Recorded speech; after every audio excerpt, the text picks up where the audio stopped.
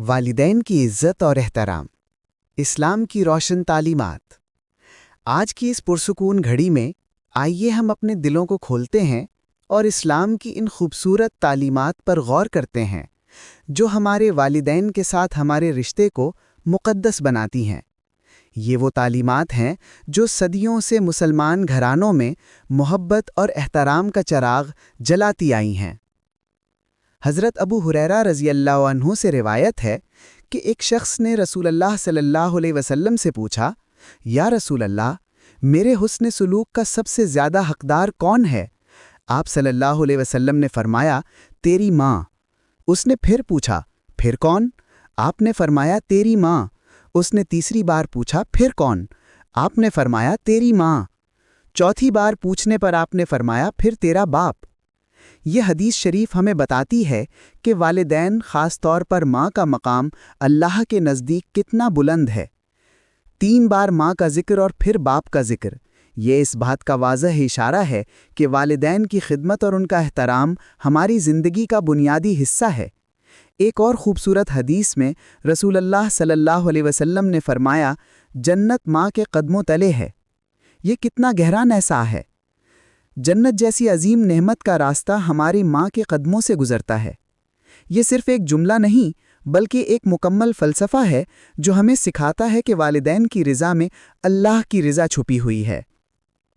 हीना, जब हम अपनी रोज़मर्रा की ज़िंदगी में इस तालीम पर अमल करते हैं तो हमारे दिल में एक ख़ास सुकून और इत्मीनान आता है। ये वो सुकून है जो सिर्फ़ अल्लाह की रज़ा से मिलता है। हज़रत अब्दुल्ला बिन मसूद रज़ियल्लाहु अन्हु से रिवायत है कि उन्होंने रसूलुल्लाह सल्लल्लाहु अलैहि वसल्लम से पूछा, कौन सा अमल अल्लाह को सबसे ज़्यादा महबूब है? आपने फरमाया, वक्त पर नमाज पढ़ना। उन्होंने पूछा, फिर कौन सा? आपने फरमाया, वालिदैन के साथ नेकी करना। उन्होंने पूछा, फिर कौन सा? आपने फरमाया, अल्लाह के रास्ते में जिहाद करना। इस हदीस में वालिदैन के साथ नेकी को नमाज के बाद दूसरे नंबर पर रखा गया है। ये इस बात का सबूत है कि वालिदैन की खिदमत सिर्फ एक इखलाकी जिम्मेदारी नहीं बल्कि एक इबादत है। जब हम अपने वालिदैन के साथ मोहब्बत और एहतराम से पेश आते हैं तो हम दरअसल अल्लाह की इबादत कर रहे होते हैं। कुरान मजीद में अल्लाह ताला ने फरमाया, और तेरा रब फैसला कर चुका है कि तुम सिर्फ उसी की इबादत करो और वालिदैन के साथ एहसान करो। ये आयत वालिदैन के एहतराम को अल्लाह की इबादत के साथ जोड़ती है। ये कोई इत्तेफाक नहीं कि अल्लाह ने अपनी इबादत के फ़ौरन बाद वालिदैन के साथ एहसान का हुक्म दिया है।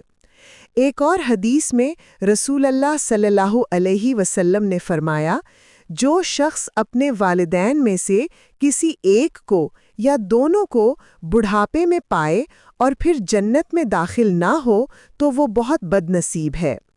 ये हदीस हमें बताती है कि वालिदैन की खिदमत का सबसे अहम वक्त उनका बुढ़ापा है, जब वो हमारी मदद के मुहताज होते हैं।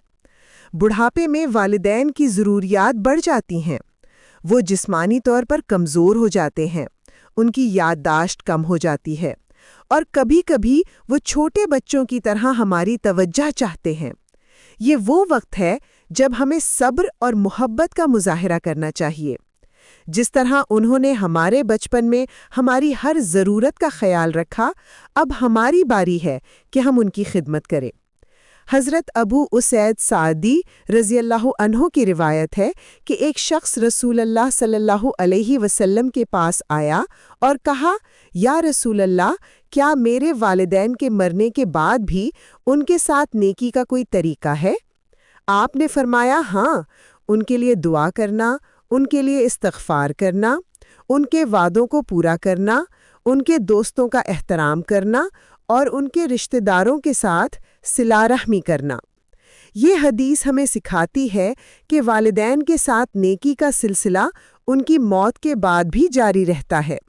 उनके लिए दुआ करना, उनकी अच्छी यादों को ज़िंदा रखना और उनके अच्छे कामों को आगे बढ़ाना, ये सब वालिदैन के साथ नेकी के तरीके हैं। आज के दौर में जब ज़िंदगी की रफ्तार तेज़ हो गई है और हम अपने कैरियर और मुस्तकबिल की फ़िक्रों में मशगूल रहते हैं, वालिदैन के साथ वक्त गुजारना और भी अहम हो जाता है।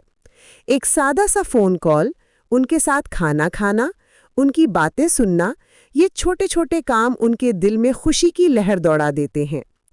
رسول اللہ صلی اللہ علیہ وسلم نے فرمایا، والدین کی رضا میں اللہ کی رضا ہے اور والدین کی ناراضگی میں اللہ کی ناراضگی ہے۔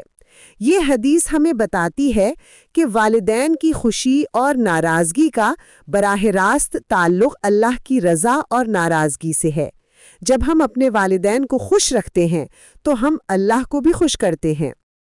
والدین کے ساتھ نیکی کا مطلب یہ نہیں کہ ہم ہمیشہ ان کی ہر بات مان لیں، خاص طور پر اگر وہ اسلام کی تعلیمات کے خلاف ہو۔ لیکن اختلاف کی صورت میں بھی ہمیں ان کے ساتھ احترام اور محبت سے پیش آنا چاہیے۔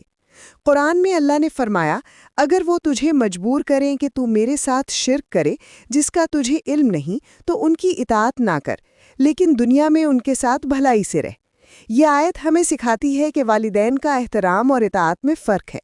ہم ان کا احترام کر سکتے ہیں اور ان کے ساتھ محبت سے پیش آ سکتے ہیں، چاہے ہم ان کی ہر بات سے متفق نہ ہوں۔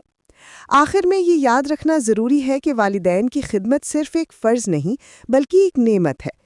جن لوگوں کے والدین زندہ ہیں وہ خوش قسمت ہیں کہ انہیں یہ موقع مل رہا ہے کہ وہ اپنے والدین کی خدمت کر کے جنت کا راستہ آسان بنا سکیں۔ آج سے ہی اپنے والدین کے ساتھ اپنے رشتے کو بہتر بنانے کا عہد کریں، ان کے لیے دعا کریں، ان کا احترام کریں اور ان کی خدمت کو اپنی زندگی کا حصہ بنائیں۔ یاد رکھیں، والدین کی رضا میں اللہ کی رضا چھپی ہوئی ہے، اور یہ وہ راستہ ہے جو ہمیں دنیا اور آخرت دونوں میں کامیابی دلا سکتا ہے۔